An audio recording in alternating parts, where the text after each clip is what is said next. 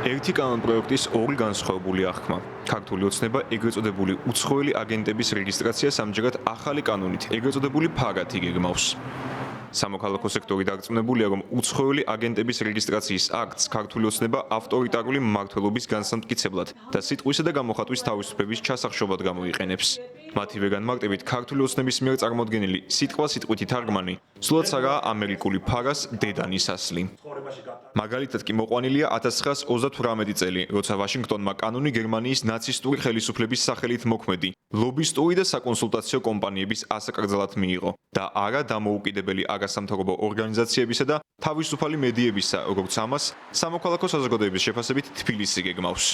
ივანიშვილის რეჟიმი ცდილობს თავისუფლების ნებისმიერი გამოვლინების ჩახშობას, 50-მდე ადამიანის პოლიტიკური ნიშნით დაკავების, დარბევების, რეპრესიების შემდეგ მათ სურთ დაუცველი დატოვონ ძალადობის მსხვერპლი ბავშვები, ქალები, შეუწყდეთ დაფინანსება მეცნიერებს, ახალგაზრდებს, სოციალურად დაუცველ ოჯახებს, არისმოდეს რეგიონების, მუშების, დევნილების და საკუთარი უფლებებისათვის მებრძოლი ადამიანების ხმა. ქართული ოცნება ძალიან ხშირად ცდილობს ხან ამერიკული დაარქვას, ხან ბრიტანული კანონმდებლობებს, რომელიც რეალურად მიმართულია ქართული საზოგადოების წინააღმდეგ, თავისუფალი სიტყვის წინააღმდეგ, სამოქალაქო საზოგადოების წინააღმდეგ.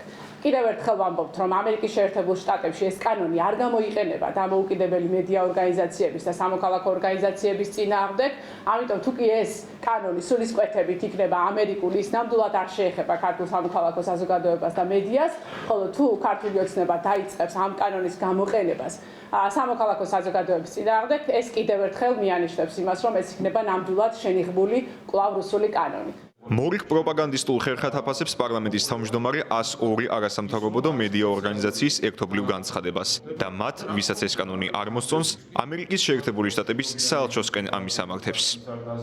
ხო ხედავთ რა აბსურდამდე მივიდნენ, რომ სპეციალურად სიტყვასიტყვით არის ეს კანონი გადმოწერილი, იცით რომ ინიცირებულ ვერსიაში სპეციალურად ტერმინებიც კი დავტოვეთ ამერიკული და შემდეგ შევასწორეთ ტერმინების დონეზე მხოლოდ სიტყვასიტყვით არის ის, რაც არის ამერიკაში. ხა ისინი თუ ამერიკას უწოდებენ რუსეთს, ეს მათი საკითხია და ეს სხვათა შორის ამას აკეთებენ ეს NGO-ები, ეს ქართული NGO-ები დღევანდელ ამერიკის დღევანდელ ხელისუფლებას უწოდებენ რუსეთთან გარიგებულ ხელისუფლებას.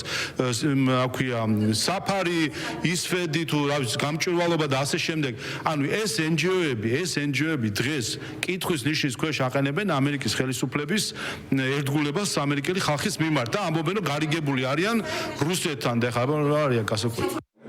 საკანონმდებლო ინიციატივის საბოლოოდ დამტკიცების შემდეგ ქართული ოცნება გეგმავს 2024 წლის გაზაფხულზე მასშტაბური საზოგადოებრივი პროტესტის ფონზე მიღებული ეგრეთ წოდებული გამჭვირვალობის კანონი გააუქმოს. მმართველი პარტიის განმარტებით ამ კანონმა თავისი დანიშნულება სათანადოდ ვერ შეასრულა.